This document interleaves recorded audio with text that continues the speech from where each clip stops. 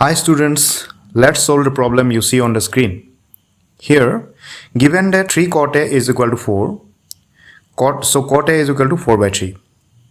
But cot A is equal to base by perpendicular, and so B by P is equal to 4 by 3.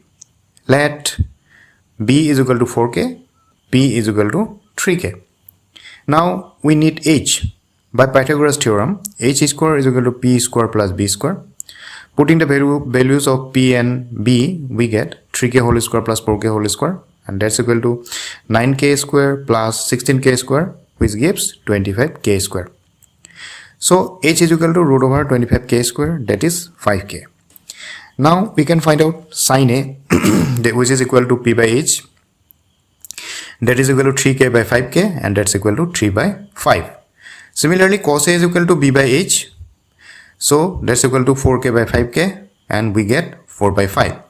And tan A is equal to reciprocal of cot A, so it will be 3 by 4. So 1 minus tan square A is equal to 1 minus 3 by 4 whole square. Thus we get 1 minus tan square A is equal to 7 by 16. Again, if we find out 1 plus tan square A, we get 25 by 16. Now come to left hand side.